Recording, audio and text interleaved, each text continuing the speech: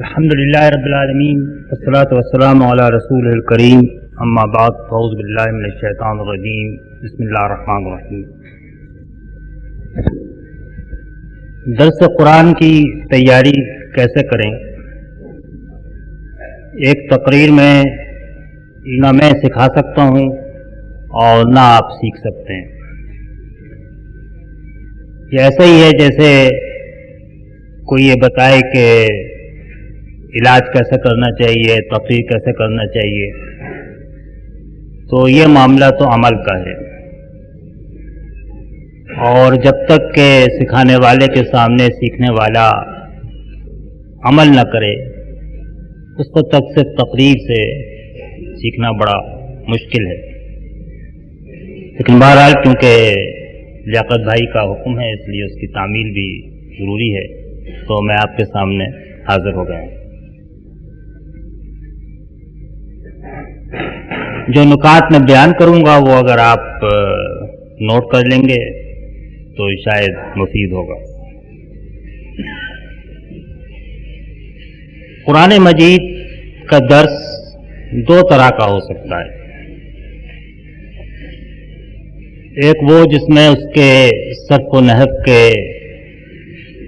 مسائل پر، کلام اور فقہ کے مباحث پر، شان نزول، استدلال، ناسخ و منسوخ کے پہلوؤں پر گفتگو کی جائے۔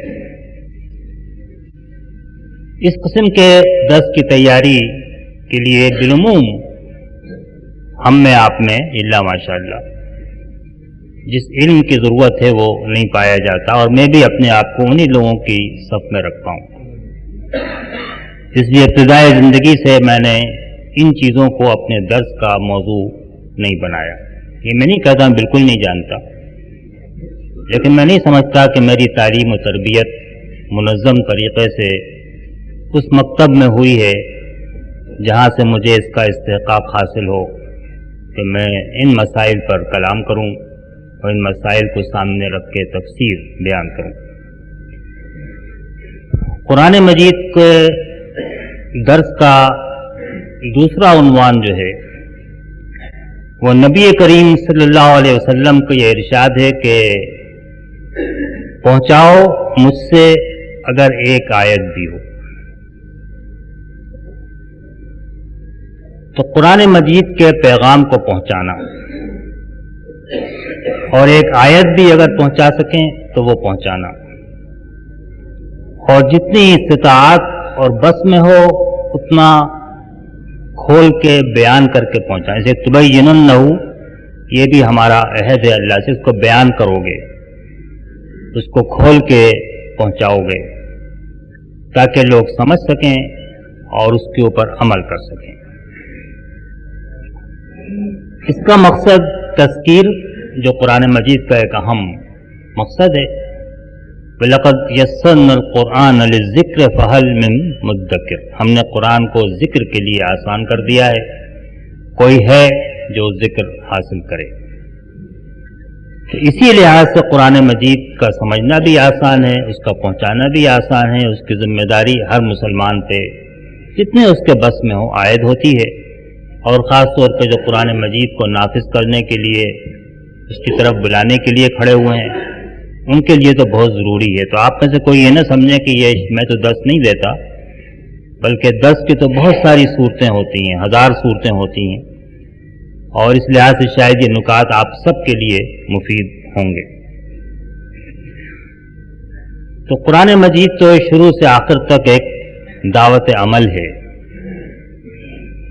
اور اس کا ہر حصہ خواہ و قوموں کی تاریخ ہو، اچھی صفات کا بیان ہو، بری صفات کا بیان ہو، جنت کا بیان ہو، دوزخ کا بیان ہو، یہ سب سننے والے اور پڑھنے والے کے سامنے ایک سوالیہ نشان کے ساتھ نمودار ہوتے ہیں۔ تم کیا کرو گے؟ اور جو لوگ ان پر سے ویسے ہی گزر جاتے ہیں وہ کچھ نہیں کرتے، اور قرآن مجید رکھنے کے باوجود ایمان، اخلاق اور دنیا میں سربلندی سے محروم رہتے ہیں۔ اور جو ہر آیت میں چھپا ہوا سوال اور کبھی کھلا ہوا سوال سمجھ لیتے ہیں، اس کا جواب خود بھی دیتے ہیں اور دوسروں کو بھی وہ سوال سمجھا سکتے ہیں اور ان کو اس کا جواب دینے پر آمادہ کر سکتے ہیں، تو وہ دراصل اس درس قرآن سے وہ فائدہ اٹھا سکتے ہیں جو ہمارے پیش نظر ہے۔ درس کی تیاری کو اگر ہم 3 حصوں میں تقسیم کر دیں تو ذرا آسانی ہوگی۔ ایک تو ہے فہم، یعنی ہم کو خود یہ سمجھ ہو کہ قرآن مجید کیا کہہ رہا ہے۔ اس لیے وہ لوگ کہ جو ایک تفسیر سامنے رکھ کے اور اس سے سارے نکات نوٹ کر کے درس دیتے ہیں یا دینا چاہتے ہیں، وہ میری اس تقریر کے مخاطب نہیں ہیں، ان کو میری تقریر کی ضرورت نہیں ہے، وہ آسانی کے ساتھ کوئی بھی تفسیر اٹھا کے نکات نوٹ کر کے اس کو دہرا دیں گے طوطے کی طرح، خواہ ان کے سمجھ میں خود بھی نہ آیا ہو کہ کیا کہا ہے مفسر نے۔ تو یہ بھی ایک طریقہ ہے، مفید ہو سکتا ہے، لیکن یہ کہ میرا مقصد تو وہ لوگ ہیں کہ جو واقعی خود تیاری کرنا چاہتے ہیں۔ تو اس کا ایک حصہ تو ہے فہم، اپنی فہم، آپ کو خود یہ معلوم ہو کہ قرآن مجید کا جو حصہ بھی سامنے ہے وہ کیا کہہ رہا ہے۔ دوسرا حصہ ہے تفہیم، یعنی آپ کو یہ بھی معلوم ہو کہ مجھے اس میں سے کیا سمجھانا ہے۔ اس لیے کہ ضروری نہیں ہے کہ آپ جو کچھ سب سمجھتے ہوں وہ اس وقت میں اور ان حاضرین کے سامنے جن کے سامنے آپ کو درس دینا ہے وہ سب بیان کر دیں۔ تو تفہیم، اس میں سے کیا سمجھانا ہے اور کس طرح سمجھانا ہے، جس سے بات سمجھ میں آئے گی اور مخاطب کے دل میں اتر جائے گی اور شاید اس کو عمل پر بھی آمادہ کر دے گی۔ تو ایک تو تیاری فہم کی ہے، ایک تیاری تفہیم کی ہے، اور تیسرا حصہ ہے پھر اس کو ایک تقریر یا خطاب کے قالب میں ڈھالنا۔ آپ تقریر تیسرا حصہ ہے، اس لیے کہ بہرحال درس تو ایک تقریر ہے، ہر تقریر کی طرح ایک خطاب ہے، ہر خطاب کی طرح، اور جو کچھ آپ نے سمجھا ہے اور پھر اس میں سے جو کچھ آپ نے یہ طے کیا ہے کہ کیا سمجھانا ہے اور کس طرح سمجھانا ہے، اس کو بالآخر ایک خطاب و تقریر کی شکل میں ڈھال دینا، یہ اس کا تیسرا حصہ ہے جو کسی بھی فن تقریر، فن خطابت سے سیکھا جا سکتا ہے اور سیکھنا چاہیے، اس لیے کہ جو کام بھی کریں اس کا اثر ہونا چاہیے، حاصل ہونا چاہیے۔ وہ بڑی حد تک میں 2-4 اشارے تو کروں گا، لیکن یہ ظاہر ہے کہ اس گفتگو میں کور اس کا احاطہ نہیں کر سکتا۔ فہم، تفہیم اور تقریر، 3 حصوں میں دراصل تیاری کو ہم تقسیم کر سکتے ہیں۔ سب سے پہلا مسئلہ یہ ہے کہ اگر عمومی تیاری نہیں ہو رہی، کہیں آپ کو درس دینا ہے تو کس حصے کا درس دینا ہے؟ بعض دفعہ تو متعین ہو کے ہی آپ کو ملے گا کہ نہیں ان آیات کا درس دینا ہے، اور بعض دفعہ آپ کو خود انتخاب کرنا ہوگا کہ میں کن آیات کو، کس حصے کو، کس صورت کو منتخب کروں جس کا کہ مجھے درس دینا ہے۔ یہ بڑا اہم مرحلہ ہے جس پر سے عموماً پروگرام مرتب کرنے والے بھی اور درس دینے والے بھی بڑی سرعت کے ساتھ گزر جاتے ہیں، حالانکہ یہ سب سے اہم مسئلہ ہے۔ اگر درس دینا ہے، خود سمجھنا ہے تو الحمدللہ سے لے کر والناس تک ہر چیز سمجھنا چاہیے، لیکن دوسروں کے سامنے اگر پیش کرنا ہے قرآن کا پیغام تو یہ تو بڑا اہم مسئلہ ہے کہ کون سا حصہ منتخب کر کے، کون سی آیتیں، کون سا رکوع، کون سی صورت مجھے پیش کرنا ہے۔ جیسا میں نے کہا اگر متعین کر کے دے دیا گیا تو بھی آپ کے ہاتھ بندھے ہوئے ہیں۔ اس میں سب سے بڑی بات یہ ہے کہ آپ کو پوری طرح یہ اندازہ ہونا چاہیے کہ نمبر 1، آپ کو جن لوگوں کے سامنے درس دینا ہے وہ کون لوگ ہیں، کیا ہیں، ان کی ضروریات کیا ہیں آپ کی نظر میں، اور دوسری بات یہ ہے کہ آپ کے پاس وقت کتنا ہے۔ ان دو سوالوں کا جواب آپ کے پاس جب ہوگا تو آپ کوئی مناسب حصہ منتخب کر سکیں گے. کون لوگ ہیں اور ان کو کیا بات کہنے کی ضرورت ہے، اور دوسری بات یہ کہ میرے پاس بات کہنے کے لیے وقت کتنا ہے. پہلا سوال ایسا ہے جس پہ عموماً جو لوگ کے درس کی دعوت دیتے ہیں وہ بھی غور نہیں کرتے ہیں. میں اپنے تجربے کی بات آپ کو بتا رہا ہوں. بس چند حصے ہیں، وہ کوئی بھی ذہن میں آیا اٹھا کر 1-2-3 آیتیں بتا دیں کہ اس پر درس دے دیجیے گا. لیکن یہ کہ حاضرین کیا چاہتے ہیں، ان کی پیاس کس بات کی ہے، ان کے امراض کیا ہیں، کس مرض کی اس وقت علاج کی ضرورت ہے، قرآن کا نسخہ شفا جو ہے اس کا کون سا حصہ جو ہے اس وقت پیش کرنا چاہیے. بہت کم لوگوں کے پاس اتنا وقت ہوتا ہے جو آپ کا پروگرام بناتے ہیں جو اس پر کچھ تھوڑا سا محنت کریں. وہ موضوعات اور درس دے کر اندازہ ہو جاتا ہے کہ بس ایک روا روی میں جلدی جلدی بن گیا ہے جو ذہن میں آیا بغیر یہ سوچے. لیکن آپ اگر خود تیاری کر رہے ہیں، آپ کے ہاتھ میں انتخاب ہے، تو یہ بڑی ذمہ داری ہے کہ آپ یہ سوچیں مجھے کارکنوں میں دے دینا ہے، ارکان میں دینا ہے، عام لوگوں میں دینا ہے، دیہاتیوں میں دینا ہے، پڑھے لکھے لوگوں میں دینا ہے. آپ دیہاتیوں میں چلے جائیں اور پڑھے لکھے لوگوں والے دلائل دینے شروع کر دیں، زبان وہ استعمال کریں، تو ظاہر ہے کہ نہیں، اس کا پیغام نہیں پہنچے گا. تو ہر حاضرین اور ان کی ضروریات، ان کے لحاظ سے نہ صرف یہ کہ آپ کا حصہ منتخب ہوگا، بلکہ آپ کے دلائل، آپ کی زبان، آپ کا بیان، آپ کی تقریر، آپ کا خطاب سب اسی کے لحاظ سے ہوگا. اور وقت بھی بڑی اہم چیز ہے. بہت سے لوگ تو شروع یہاں سے کرتے ہیں کہ صاحب وقت بڑا کم ہے، کہنے کی باتیں بہت ساری ہیں. اس سے زیادہ کمزور جملہ کسی مقرر کے لیے نہیں ہو سکتا. کوئی اگر حاضرین میں ذرا تیکھے مزاج کا ہو تو کھڑا ہو کے کہہ سکتا ہے پھر آپ ہمارا وقت کیوں ضائع کر رہے ہیں، وہ آپ کے پاس سب باتیں آپ نہیں کہہ سکتے جو آپ لے کر آئیں. تو یہ تو اپنی اتحاد دامنی کا آدمی کے پاس 100 باتیں بھی ہوں تو وہ اس میں سے 2 منٹ کے لیے 5 منٹ کے لیے بول سکتا ہے. کوئی ایک بات منتخب کر سکتا ہے، باتوں کو مختصر کر سکتا ہے، پھیلا سکتا ہے. جس کو اتنی گرفت نہ ہو اپنے مواد پر، وہ تو پھر اچھے ہی درس نہیں دے سکتا، تقریر بھی نہیں کر سکتا. تو اپنے مواد کے اوپر، جس کا علم بہت کم ہوتا ہے اس کو عموماً مشکل پیش آتی ہے کہ تفسیر میں کوئی چیز پڑھ لی ہے تو اس کا کہنا تو ضروری ہے. شان نزول پوری پڑھ لی، اب اس کو بیان کرنا ضروری ہے. وقت 10 منٹ ہے، 7 منٹ شان نزول میں گزر گئے تو اب تو بات آدھی چھوڑ کے جانا پڑے گا. تو یہ کم علم لوگوں کا طریقہ ہوتا ہے کہ جو بھی معلوم ہے وہ ضرور بیان کر دینا ہے. جلدی ہے، ایک قرض ہے جس کو کہ اول دینا. اور جن کے پاس علم کی گہرائی ہوتی ہے، وسعت ہوتی ہے، وہ اپنے علم میں سے جو چاہیں منتخب کر لیتے ہیں، اور جس کو چاہیں چھوڑ سکتے ہیں، اور جس کو چاہیں لے سکتے ہیں. ان کو اپنے، کیونکہ علم کی وسعت کی وجہ سے ان کو آزادی ہوتی ہے. تو یہ سوال جو ہے کہ کیا کون سا حصہ اور کن حاضرین کے سامنے، کیونکہ مجھے مثالیں بھی دینا پڑیں گی بعض جگہ، اس لیے جو آپ سب کو یاد ہوگی کم سے کم سورہ الفاتحہ لازماً، تو اسی کو میں اس وقت ذرا تھوڑا سا سامنے رکھ لوں گا، کہیں کہیں مثال کی ضرورت پڑے گی. اس کے بعد پہلا مرحلہ جو ہے وہ فہم کا مرحلہ ہے، اور اس کے کچھ اسٹیپس ہیں.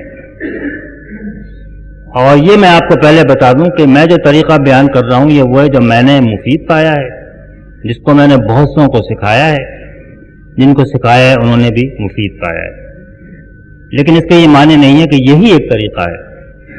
آپ جانتے ہیں میں تو بڑی شدت سے اس بات کا قائل ہوں کہ ایک کام کو کرنے کا ایک ہی طریقہ نہیں ہوتا، بلکہ بہت سارے طریقے ہوتے ہیں اور بہت ساری رائیں ہو سکتی ہیں، اور سب یکساں طور پہ مفید ہو سکتی ہیں.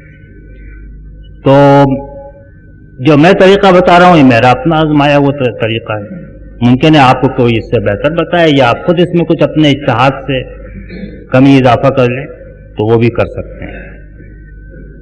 تو اس کے اندر جو ہے کچھ اسٹیپس ہیں، اسٹیپ بائی اسٹیپ، قدم بقدم اگر آپ اس کو اخذ سمجھ لیں گے، پھر اس پر عمل کریں گے تو شاید آپ کچھ اس سے سیکھ سکیں گے. جب آپ نے ایک حصہ منتخب کر لیا، جیسا میں نے کہا سورہ الفاتحہ آپ نے منتخب کر لی، اور فی الحال ہم یہ فرض کریں گے کہ آپ اس کو نہیں جانتے، اگر میں یہ سمجھوں کہ نہیں آپ اس کو حفظ ہے اور آپ کو یاد ہے تو بہت سا میرا طریقہ کا آدھا حصہ میں بیان نہیں کر سکوں گا. اس لیے میں فی الحال یہ فرض کر رہا ہوں کہ یہ آپ نے اس کو نہیں پڑھا، اس کا ترجمہ بھی آپ نہیں جانتے، اور اس کو آپ کو یاد بھی نہیں ہے، اور آپ کو نہیں معلوم سورہ الفاتحہ میں کیا کہا گیا ہے، اس بنیاد پر میں آگے بڑھوں گا۔ جب آپ نے ایک حصہ منتخب کر لیا، سورہ الفاتحہ آپ نے منتخب کر لی، تو سب سے میرا پہلا اسٹیپ یہ ہے کہ آپ اس کو پڑھیں۔ عربی جانتے ہوں تو عربی سے پڑھیں، عربی نہیں جانتے ہوں ترجمے سے پڑھیں، اور اتنی بار پڑھیں، یعنی یہ اچھی طرح آپ اتنی بار پڑھیں کہ اس کے مضامین آپ کے ذہن نشین ہو جائیں۔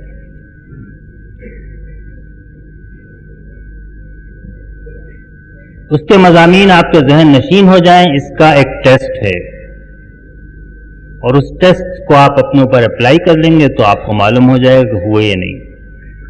وہ یہ کہ آپ نے سورہ الفاتحہ کو 2 دفعہ پڑھا، 4 دفعہ پڑھا، 8 دفعہ پڑھا، یہ میں نہیں جانتا، ممکن 1 دفعہ میں ہی ہو جائے، آپ اتنے ذہین ہو، آپ کا آئی کیو اتنا تیز ہو، اور ممکن ہے 10 دفعہ پڑھ کے آپ اس مقام پہ پہنچے۔ بہرحال جب آپ سمجھیں کہ اس ٹیسٹ کو دینے کے آپ لائق ہیں تو پھر آپ قرآن بند کر دیں، اور قرآن بند کر کے اپنی آنکھیں بند کر لیں، اور آنکھیں بند کر لیں، یہ سوچیں کہ آپ کے ذہن کے پردے پر کیا پوری صورت کے مضامین آ سکتے ہیں، جو حصہ بھی آپ نے منتخب کیا ہے۔ جس طرح آپ کمپیوٹر کا بٹن دباتے ہیں، اسکرین پر پوری چیز آ جاتی ہے، اس طرح آنکھیں بند کر کے اگر آپ اپنے ذہن کا بٹن دبائیں تو کیا آپ کے ذہن میں اس حصے کے سارے مضامین تازہ ہو جائیں گے، آپ کی آنکھوں کے سامنے آ جائیں گے؟ اگر آ جائیں گے تو اس کے معنی آپ نے پہلا مرحلہ، پہلا قدم جو ہے وہ آپ نے طے کر لیا، اور نہیں آئے تو آپ پھر کھولیں اور پھر پڑھیں، لیکن یہ ضروری ہے۔ اور یہ ضروری اس لیے ہے کہ جو میں کیوں بھی اس لیے بتا جا رہا ہوں، ساتھ ساتھ صرف آپ کو اندھی تقلید کی دعوت نہیں دے رہا، کہ آپ سمجھیں کہ یہ کیوں ضروری ہے۔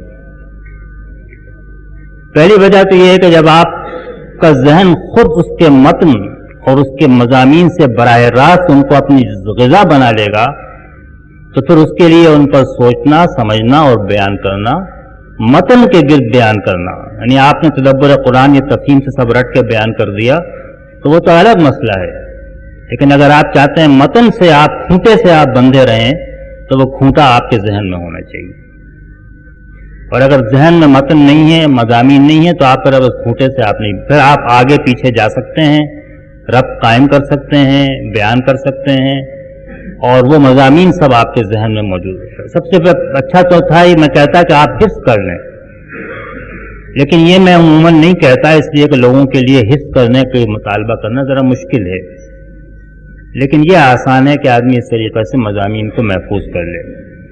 آپ آنکھیں بند کریں اور حمد اور رحمت اور ربوبیت اور عدل اور عبادت اور استعانت اور صراط مستقیم اور انعام، غضب، یہ سب آپ کے ذہن میں نقشے پہ، آپ کے ذہن کے نقشے پر، کمپیوٹر کے اسکرین جو آپ کے ذہن کا، اس پر یہ چیزیں نمودار ہو جائیں گی۔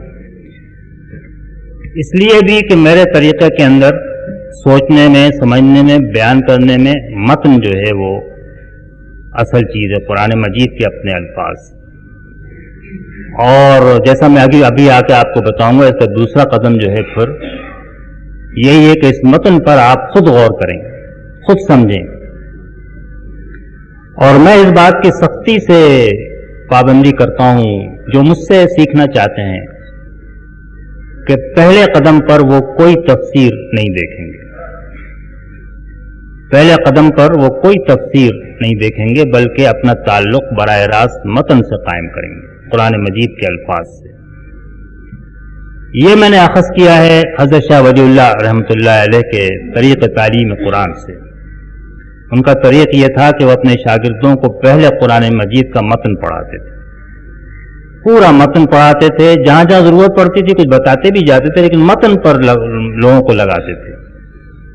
جب لوگ متن پڑھ لیتے تھے تو اس کے بعد پھر ان سے کہتے تھے کہ اب تفسیریں کھول کر تفسیریں دیتے۔ تو میں نے بھی اس سے اپنا یہ اخذ کر لیا ہے، اس کو مفید پایا ہے کہ متن جو ہے اسی سے آپ کو شروع میں کوئی تفسیر نہیں کھولنا، نہ تفہیم، نہ تدبر، نہ ابن کثیر، کوئی نہیں کھولنا، بلکہ آپ کو تو متن کو سمجھنا ہے کیا کہا گیا ہے۔ جب یہ آپ کے ذہن میں آ جائیں، دوسرا قدم یہ ہے کہ ہر کلام کا ایک اسٹرکچر ہوتا ہے، स्ट्रक्चर समझो, इसमें कई बातें कही गई हैं, तो उसमें क्या क्या बातें कही गई हैं ये आप कहीं जहन में अगर आ चुका हो तो आप हाफजे की मदद से, जहन की मदद से आप एक कॉपी पर उनको नोट कर लें। हम अल्लाह के लिए है, वो रहमान है, रहीम है, रब्बुल आलमीन है, यौमुद्दीन का मालिक है, ये सारी इसमें अलग अलग बातें हैं, जो बहुत सारी बातें हैं इस सूरत के अंदर, और उन सब बातों को आप अलग अलग, मुमकिन है 20-25 आइटम्स की लिस्ट बन जाए 3-4 आयतों में, मुमकिन है कि 10 आयतों में 3 आइटम की लिस्ट बने, ये तो अलग अलग मामला है।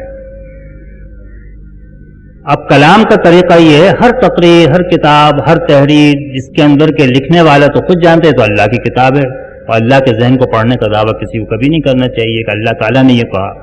तो मैं जब बात आगे कहूँगा तो हमेशा ये जहन में रखिए कि जो नताइज मैं आपसे निकालने को कह रहा हूँ उनके बारे में ये समझना ज़रूरी है कि ये मेरे जहन के नताइज हैं, उनको अल्लाह के निस्बत मत कर दीजिएगा, अल्लाह ये चाहता है, अल्लाह ये कहता है, अल्लाह ने सूरत को इस तरह तकसीम किया है, कभी इस गलतफहमी में न पड़ी। हाँ, मेरी राय ये कि सूरत इस तरह समझी जा सकती है।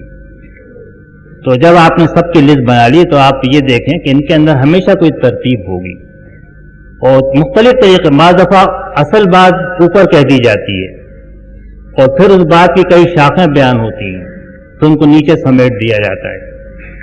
बाज़ दफ़ा ऊपर कई बातें बयान करके फिर उनको समेटा जाता है और फिर उसके बाद पहलुओं की तशरीह कर दी जाती है। अगर आप ग्राफ बनाना चाहें तो तरह तरह की इमारतें आपको नजर आएंगी एक कलाम के अंदर, और अगर एक दफा आपने किसी कलाम के स्ट्रक्चर को पा लिया तो फिर आपके लिए उसके माने खुलते चले जाएंगे कि क्या स्ट्रक्चर है और किसका क्या। मुमकिन है पहले जड़ आ जाए और उसका सर बाद में आए, और हो सकता है बाद में पहले कल्ब आ जाए और फिर उसके बाद दो रुख के अंदर बात चली जाए। ये तो मैं तफसील में इतना नहीं जा सकता, लेकिन मैंने इसलिए बयान किया कि आप उसका स्ट्रक्चर पर गौर करें, उनको करें, फिर आप देखें कि कितने हिस्से बन सकते हैं। ये हिस्से बनाना भी वेरी करेगा, मुख्तलिफ हिस्से बनेंगे, लेकिन एक पहला हिस्सा 3 आयात का तो बहुत खुला हुआ है, अल्लाह ताला की सिफात का बयान है। इसके बाद एक बीच का हिस्सा है जिसके अंदर के बंदे और रब के दरमियान ताल्लुक का हिस्सा है, फिर एक आखिरी हिस्सा है जिसमें एक दुआ है। कि बहुत सूरह फातिहा तो बड़ी आम है ना, 3 हिस्से तो आसानी से आदमी कर सकता है, फिर पहले हिस्से के भी 3 हिस्से कर सकता है कि अल्लाह ताला की 3 सिफात बयान हुई है, एक उसकी रुबूबियत बयान हुई है, एक उसकी रहमत बयान हुई है, एक उसका अदल बयान हुआ है, और उसके बाद फिर वो जो ताल्लुक है उसके भी 2 हिस्से हो जाते हैं, एक इबादत है, एक इस्तानत है।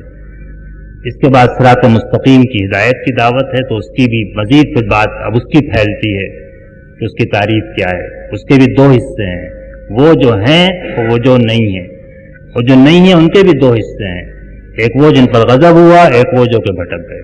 अब ये पूरा इसका स्ट्रक्चर आपके जहन में आ गया, पर हर हिस्से का स्ट्रक्चर होगा। सूरह अल बकरा को पहला रुकू उठा लें, दूसरा उठा लें, कोई भी हिस्सा ले लें कि स्ट्रक्चर उसका पूरा जो साख्त है इबारत की वो आपके, जब ये आपके सामने आ गई तो इसके बाद जरा हम, क्योंकि वक्त कम है, जल्दी जल्दी आगे बढ़ेंगे, तो फिर आप ये देखें इसमें से कौन से अल्फाज हैं जो कि कीवर्ड्स के मानी ये हैं कि जिन पर के इबारत के मफ़हूम, इबारत में तो कई अल्फाज होते हैं ना जुमले के अंदर, लेकिन कोई एक लफ्ज होता है जो कीवर्ड होता है, और 2 भी हो सकते हैं, 3 भी हो सकते हैं, वो कीवर्ड्स पर तो पूरी इमारत जो है जिनकी हैसियत उसमें सुतून की होती है। तो आप ये तलाश करें इसमें से कौन से लफ्ज कीवर्ड्स हैं। हम्द है कीवर्ड, रब है, रहमत है, रहमान रहीम, दोनों में एक ही, इस तरीके से आप उनकी एक लिस्ट बना लें। जब आपने कीवर्ड्स जो हैं वो तलाश कर लिए तो उनके माने आपको मालूम होना चाहिए। आप चाहें तो एक तर्जुमा देखें, चाहें तो 10 तर्जुमे देखें, चाहें तो कोई लुगत उठा के देखें, जहां आपको इत्मीनान हो जाए कि मुझे माने मालूम हो गए, वहां पर आपको सबके माने मालूम हो गए। जब ये सब माने मालूम हो गए तो फिर आप ये देखें कि इस सूरत का या इस हिस्से का में जो मरकजी बात है वो क्या कही गई, और ये भी आप तयन कर रहे हैं, अल्लाह ताला की तरफ से नहीं कोई तयन है, ना हुजूर ने फरमाया है, बाज़ जगह मिल जाएगा हुजूर का फरमाया हुआ, लेकिन ये तो आपका फहम है, आप समझ रहे हैं। इस सूरत का मरकजी मजमून क्या है? इस सूरत का मरकजी मजमून अल्लाह की तारीफ है, کیا اس صورت کا مرکزی مضمون صراط مستقیم پر ہدایت کی دعا ہے؟ کیا اس صورت کا مرکزی مضمون جو ہے وہ بندے اور رب کے درمیان عبادت اور استعانت کا تعلق ہے؟ اور یہ میں آپ کو بتاؤں کہ مختلف حالات کے لحاظ سے بیک وقت کئی مرکزی مضمون سامنے آ سکتے ہیں. یہ بھی بڑی عجیب بات ہے. تو ایسا کلام ہے کہ حضرت علی کے قول کے مطابق سمندر ہے، آدمی جتنا اس میں کنگالتا جائے گا موتی و جواہرات اس کے ہاتھ میں آتے جائیں گے. تو یہ جو ہے بات، یہ اصل بات ہے کہ آپ اس میں سے یہ تلاش کر لیں. اور یہ جب آپ تلاش کر لیں گے تو یہ آپ کی فائنل نہیں ہے، بلکہ بعد میں آپ اور غور کرتے رہیں گے. اب تو آپ عمر بھر اس پر غور کرتے رہیں گے اگر آپ کے ذہن میں محفوظ ہے، اور آپ کی بعد میں بدل سکتی ہے کہ نہیں یہ ہے اس کا مرکزی مضمون. بعض یہ تینوں سولوشنز موجود ہیں اس سورہ الفاتحہ کے. میں یہ نہیں کہہ رہا کون سے سولوشن، یہ حمد کا ترانہ ہے یا یہ بندگی کا عہد ہے یا یہ صراط مستقیم کی دعا ہے، بندے کی حاجت ہے جو پیش کی جا رہی ہے، اور حمد اس کے لیے تمہید ہے. یہ حمد اصل چیز ہے اور ساری چیزیں اس کی فالو کر رہی ہیں. یہ تو مختلف رائے بن سکتی ہے. جب آپ یہاں پر پہنچ گئے، کوئی بھی حصہ ہے آپ کے سامنے، لیکن میں سورہ الفاتحہ ایسی لے رہا ہوں کہ آپ سب کو یاد ہے، میں آپ ریفر کر سکتا ہوں، حوالہ دے سکتا ہوں آسانی. اس کے بعد پھر آپ اس پہ سوالات قائم کریں. یہ بات، یعنی سوال جو ہے وہ فہم کی کنجی ہے، سوال جو ہے وہ علم کی کنجی ہے. اور اگر آپ کا ذہن کوئی سوال نہیں اٹھا سکتا تو پھر آپ کن ذہن ہیں، معاف کیجیے، آپ کوئی اس میں آگے نہیں بڑھ سکیں گے فہم میں. سوال کے معنی اعتراض کے نہیں ہوتے، ہمارے اب تو یہی معنی بن گئے ہیں، لیکن یہ کہ سوال کے معنی اعتراض کے نہیں ہوتے. سوال کے معنی علم کی جستجو کے ہوتے ہیں. شروع میں ہم کیوں لائی گئی ہے؟ آپ سوال اٹھا دیں. اور یہ جو رب اور رحمت اور عدل ہے، اس کا کیا تعلق ہے ہم سے؟ کوئی ہے یا نہیں؟ ممکن ہے نہ ہو، لیکن آپ سوال تو اٹھا سکتے ہیں. یہ تین صفات اس ترتیب سے کیوں بیان ہوئی ہیں؟ یہ الگ الگ پیرالل ہیں یا سیریز میں ہیں، ایک دوسرے سے نکلتی ہے؟ ممکن ہے دونوں ہی ہوں، سیریز میں بھی ہوں، پیرالل بھی ہوں. اس طریقے سے آپ، میں نے جیسا کا وقت کم ہے، میں نے ایسے جلدی بات کر رہا ہوں کہ یہ سوالات آپ اٹھائیں گے اور ان سوالات کو بھی کہیں نوٹ کر لیں گے. تو ان پر آپ غور کرتے رہیں، ان کے جواب دیں، جواب تلاش کریں اور جواب تلاش کرتے رہیں جب تک بھی. یہ بھی کام عمر بھر کا کام ہے، قرآن کے ساتھ تو عمر گزارنی ہے نا پوری. لیکن ابھی تو آپ کو درس کی تیاری کر رہے تھے، کہیں جا کر یہ کام ختم کریں گے آپ، اور پھر آپ انہیں خود جو جواب تلاش کریں گے، بس وہی اصل آپ کی جو ہے وہ اس میں کنٹریبیوشن ہے. اگر آپ نے یہ کام خود نہیں کیا تو پھر آپ رٹایا روٹین درس دیں گے. اور اگر آپ نے یہ کام کر لیا تو آپ خود بھی سمجھیں گے، سمجھائیں گے بھی، اور آپ کے درس میں تاثیر بھی پیدا ہوگی. کہ یہ آپ اچھی طرح سمجھ لیں کہ کیا پورا کلام جو ہے یہ کس طرح مربوط ہے، کس چیز سے کیا معنی ہے، کیوں کہا جا رہا ہے، یہ پہلے کیوں آیا ہے، بعد میں کیوں آیا ہے، ان کی ترتیب کیوں رکھی گئی ہے، اور اصل میں اللہ تعالیٰ ہم سے کیا کہہ رہا ہے. اس کے بعد پھر جب یہاں آپ پہنچ جائیں تو پھر آپ تفاسیر اٹھائیں، پھر اب کوئی رکاوٹ نہیں ہے. اور جو سوال کے جواب آپ نہ دے سکے ہوں تفسیر میں دیکھ لیں، کسی عالم سے پوچھ لیں، جو سوال آپ نے دیے ہیں ان کو چیک کر لیں وہ صحیح ہیں یا غلط ہیں. اور یہ پھر بڑا لمبا میدان ہے. یہ دراصل حصہ ہے تیاری کا، اور یہاں تک پہنچ کر اب آپ اس کے پورے مضامین سے واقف ہیں، خود بھی آپ نے سوچ لیا ہے، متن آپ کے ذہن میں محفوظ ہے، کلام کا اسٹرکچر آپ سمجھتے ہیں، اور تفاسیر سے آپ نے وہ چیزیں بھی جمع کر لی ہیں جو آپ کو ہو سکتی ہیں کہ ضرورت پڑے اس کو سمجھنے کی.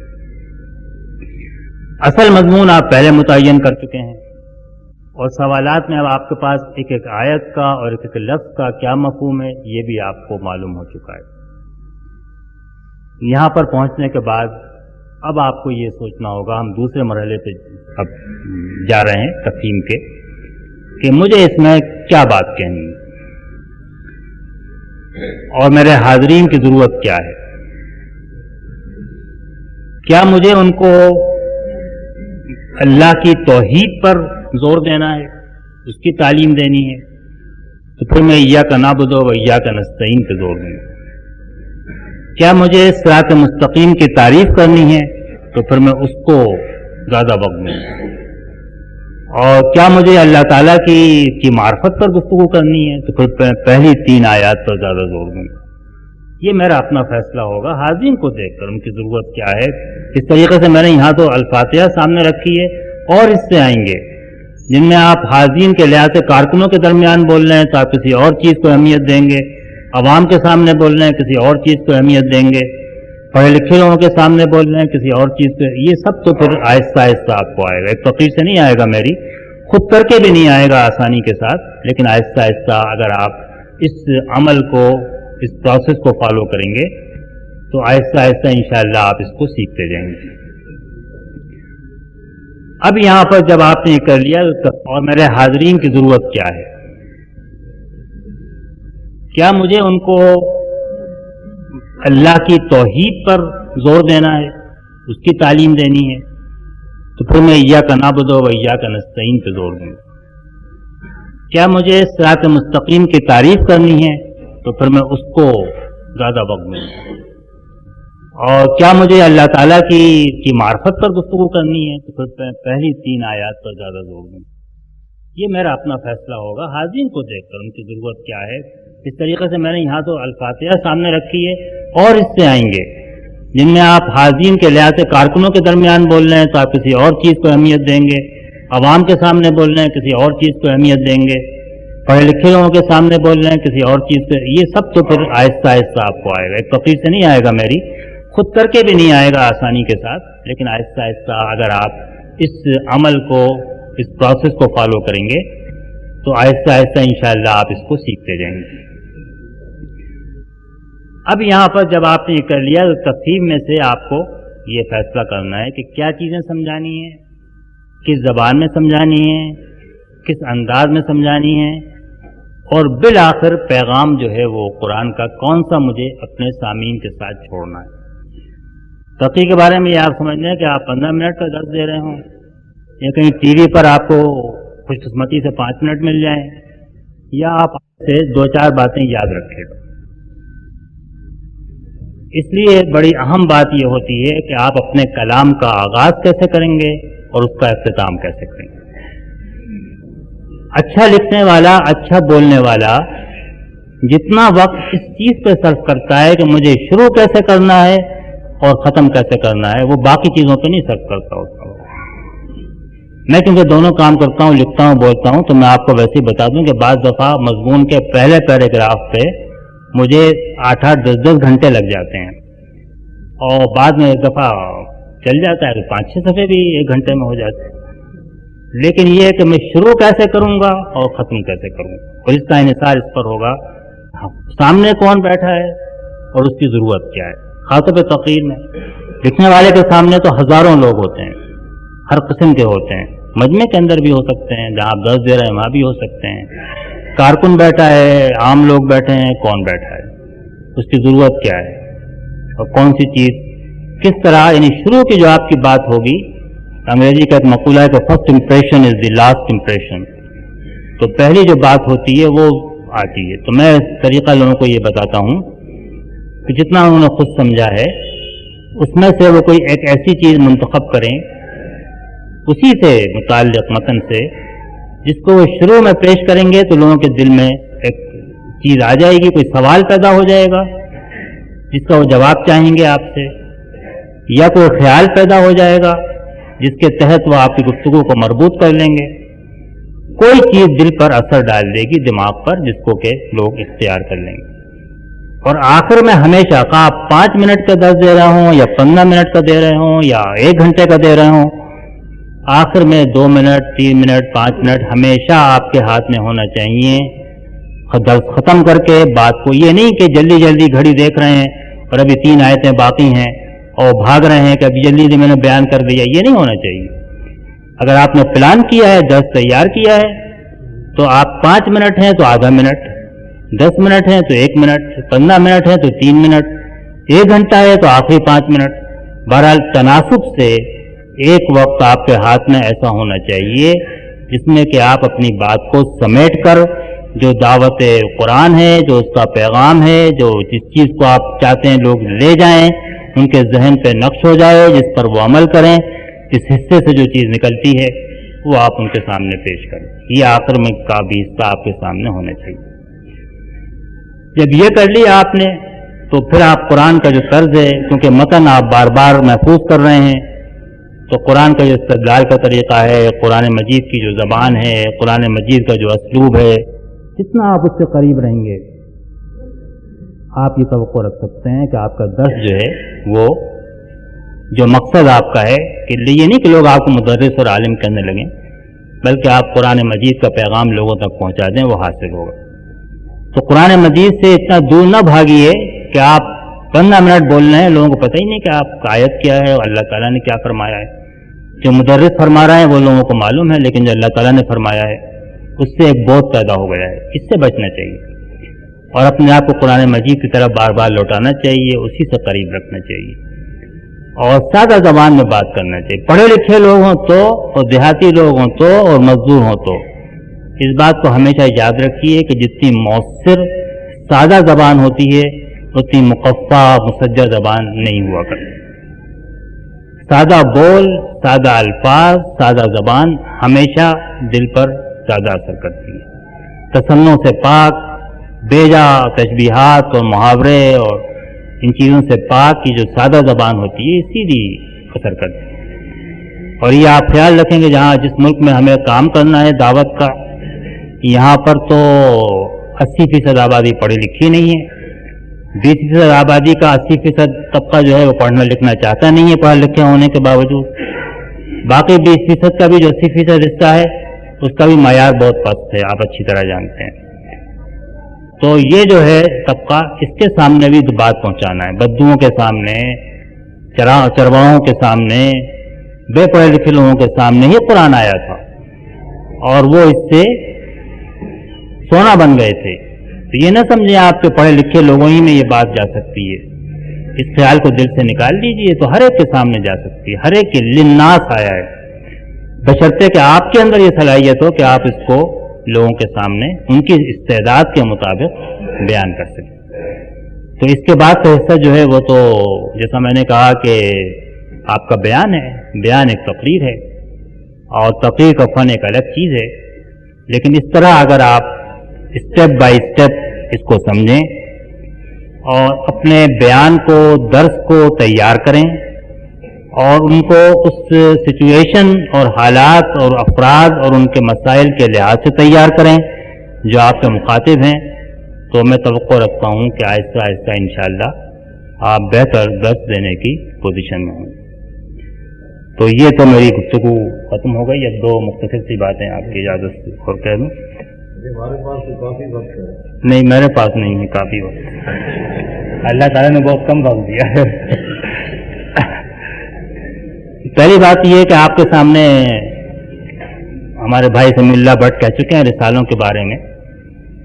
تو میں کیونکہ جہاں بھی جاتا ہوں ترجمان کے بارے میں اس لیے بات کرتا ہوں کہ ترجمان کو ہم ایک ایسا رسالہ بنانے کی کوشش کر رہے ہیں کہ جو تربیت کے لیے، دعوت کے لیے، عام لوگوں میں، پڑھے لکھے لوگوں میں، اپنے لوگوں میں ایک مفید چیز بن سکے. توفیق تو اللہ تعالیٰ کے ہاتھ میں ہے اور وہی دیتا ہے جو کچھ دینا ہوتا ہے، وہی چھینتا ہے جو چھیننا ہوتا ہے.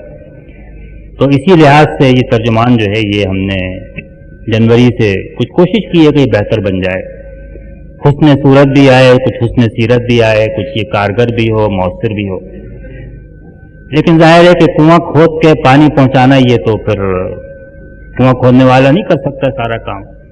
یہ ساری پائپ جو ہیں ہمارے، یہ تو آپ لوگ ہیں، اور پائپ اگر کلاگڈ ہو جائیں یا اس میں آپ ٹیپ لگا دیں کہ آگے نہ بڑھیں تو کنواں کھودنے کا کوئی فائدہ نہیں ہوگا.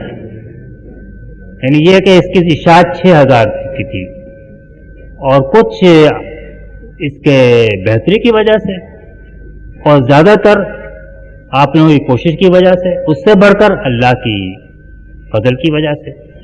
یعنی اس وقت ہمارے پاس جو فرم آرڈر ہیں وہ 15000 کے ہیں 2 مہینے کے اندر. اور ہم یہ نہیں کرتے کہ ہم کم سوچیں، بلکہ میں تو اسی کا قائل ہوں کہ آدمی بہت آگے کی سوچے.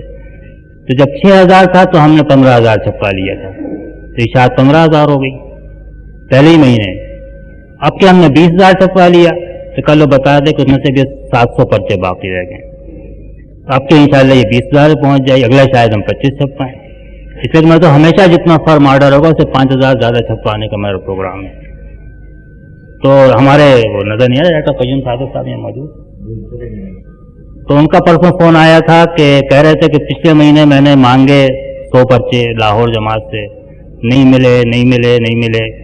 اس کے بعد میں نے براہ راست لیے، تو اب کہ آپ مجھے بھجوا دیں. 170 میں نے لے لیے ہیں اور میں 200 میرا ٹارگٹ ہے.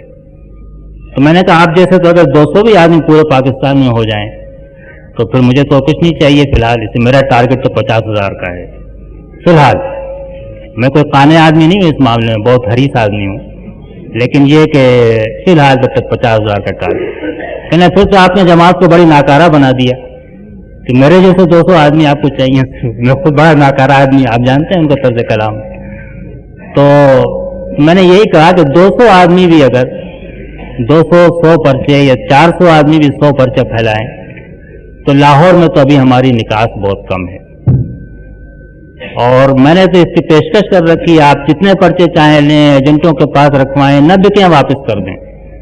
اس سے کھلی تو چھٹی مل نہیں سکتی کہ آپ ہمت کریں اپنے محلے میں نکل. میں اپنے بلاک میں نکل گیا تو 15 خریدار بن گئے سالانہ.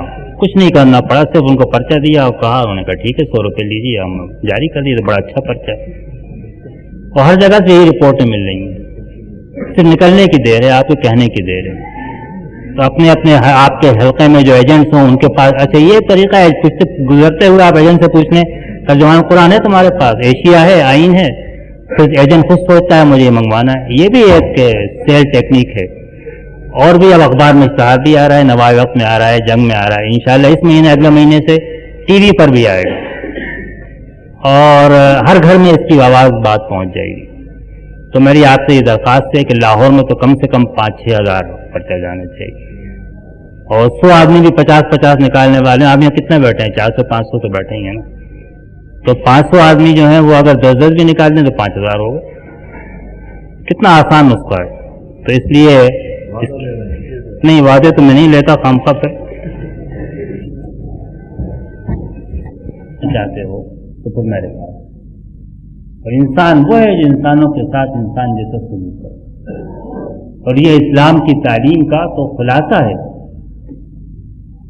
تاکید کی گئی. میں نے عرض کیا تھا کہ اللہ تعالیٰ کو بھوک اور پیاس کی ضرورت نہیں ہے. چنانچہ حدیث میں آتا ہے کہ جو جھوٹ اور جھوٹ پر عمل اور جھوٹ کے لیے زور کا لفظ استعمال ہے، جس میں دھوکے اور فریب کا بھی معنی شامل ہے. اور جھوٹ میں ہر چیز شامل ہے جو غلط ہو. جو جھوٹ اور جھوٹ پر عمل کو ترک کرے تو اللہ کو اس بات کی کوئی ضرورت نہیں ہے کہ وہ اپنا کھانا پینا چھوڑے. اس کو ترک نہ کرے تو اللہ تعالیٰ کو کوئی ضرورت نہیں ہے کھانا پینا چھوڑے. اسے کھانا پینا چھوڑوانا مقصد نہیں ہے. مقصد تو یہ ہے کہ آدمی اخلاق میں، اعمال میں، معاملات میں ان چیزوں کو چھوڑ دے، ترک کر دے جن سے اللہ تعالیٰ نے منع فرمایا. اسی لیے فرمایا ہے کتنے روزے دار ایسے ہیں، کتنے ہی روزے دار ایسے ہیں کہ صبح سے شام تک وہ بھوکے پیاسے رہتے ہیں، لیکن ان کو اپنے روزے سے سوائے بھوک پیاس کے کچھ حاصل نہیں. اعمال نامے کے اندر بس اتنا ہی لکھا جاتا ہے کہ بھوکے پیاسے رہتے، اس کے علاوہ کچھ حاصل نہیں ہوتا. اور کتنے راتوں کو جاگنے والے ہیں جو اللہ کے حضور میں کھڑے رہتے ہیں، جن کو اپنے رات کے قیام سے سوائے رت جگہ کے اور کچھ نہیں ہوتا. رات بھر گزر گئی، جاگ لیے، نیند خراب ہوئی، حاصل تو کچھ نہیں ہوتا. اور یہ وہی لوگ ہیں کہ جو ایک طرف عبادات کرتے ہیں اور دوسری طرف اپنی زبان سے اور لوگوں کے مال کھانے سے اور لوگوں کو ایذا پہنچانے سے اور تکلیف پہنچانے سے اپنے لیے ساتھی کانٹے بھی جمع کرتے جاتے ہیں. یہی وہ بات ہے جس کو نبی کریم صلی اللہ علیہ وسلم نے بڑے مؤثر پیرائے میں ایک حدیث میں بیان فرمائی. اس میں آپ نے اپنے صحابہ سے پوچھا کہ جانتے ہو میری امت میں مفلس کون ہے؟ غریب، مفلس، نادار آدمی کون ہے؟ صحابہ نے کہا وہ جس کے پاس کوئی اسباب نہ ہو، مال نہ ہو. من لا درہم لہ ولا متاع، نہ دولت ہو اور نہ مال و اسباب. فرمایا کہ نہیں، میری امت میں تو مفلس وہ ہے کہ جو قیامت کے روز آئے گا نمازوں کے ساتھ، روزوں کے ساتھ، صدقات کے ساتھ. نمازیں ہی بہت ساری، روزے بھی بے شمار اور صدقے دیے ہوئے، لیکن اس حال میں آئے گا کسی کو گالی دی ہوگی، کسی پر تہمت لگائی ہوگی، کسی کی غیبت کی ہوگی، کسی کا خون بہایا ہوگا، کسی کا مال کھایا ہوگا، کسی کو مارا پیٹا ہوگا. تو سب لائن باندھ کے کھڑے ہو جائیں گے دعوے دار، جس عدالت میں دعوے دار کھڑے ہو جاتے ہیں، مدعی سب کھڑے ہو جائیں گے کہ اس سے ہمارا حق دلوایا جائے.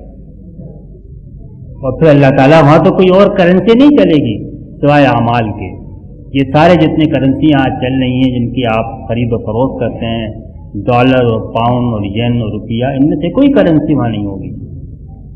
آپ چاہیں کہ دنیا بھر کی دولت جو ہے وہ بھی بالکل اس کی کوئی قیمت نہیں ہوگی، سارے خزانے بھی جمع ہوں تو آپ اس کو دے کے چھوٹ جائیں، وہاں نہیں چھوٹ سکتے. یہاں تو آپ کو 100 روپے دینا، 1000 روپے دینا بڑا گراں گزرتا ہے. وہاں ساری دنیا کی دولت بھی آپ چاہیں دے کر کسی ایک گناہ کا معاوضہ دے دیں تو یہ دولت کی وہاں کوئی قیمت نہیں ہوگی، وہاں صرف اعمال کی قیمت ہوگی. چنانچہ یہ نمازیں اور یہ روزے اور یہ صدقات، یہ ان سب سے لے کر دعوے داروں کو قصاص میں دیے جائیں گے. اور اس کے بعد بھی ان کے دعوے اگر پورے نہیں ہوں گے اور باقی رہ جائیں گے تو ان کے گناہ لے کر اس کے سر ڈال دیے جائیں گے. فَتُرْحَا فِي النَّارِ، حدیث میں الفاظ ہیں، پھر سر کے بل وہ آگ میں ڈال دیے. نمازیں کام آئیں گی، نہ روزے کام آئیں گے، نہ صدقات کام آئیں گے.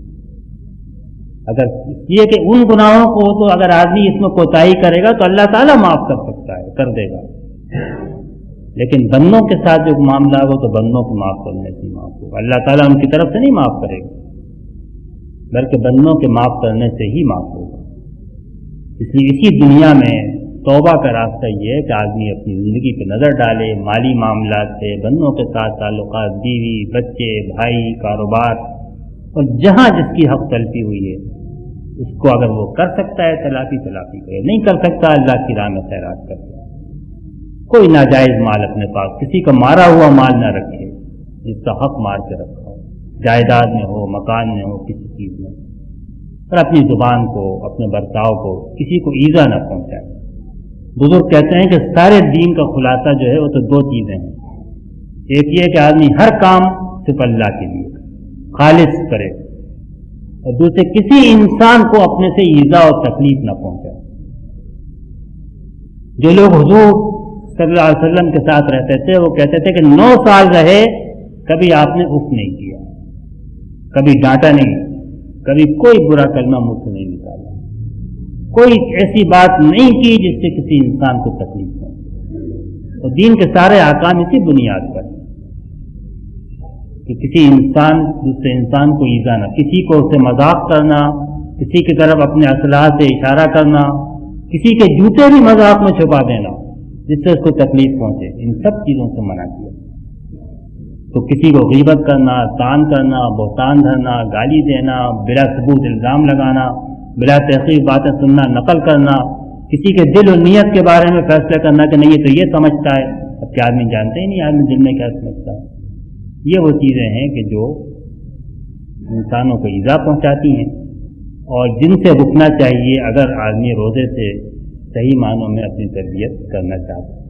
ایک قرآن مجید سے تعلق اور دوسرے روزے میں کھانے پینے سے بڑھ کر وہ حرام چیزیں، ممنوع چیزیں جو انسانوں کے درمیان تعلقات میں اللہ نے منع کی ہیں ان سے رک جائیں. یہ دراصل رمضان کا اصل پھل اور اس کا اصل ثمر ہے کہ جو ہم کو حاصل کرنا چاہیے. اللہ تعالی ہمیں عمل کی توفیق عطا فرمائے. وآخر دعوانا الحمدللہ.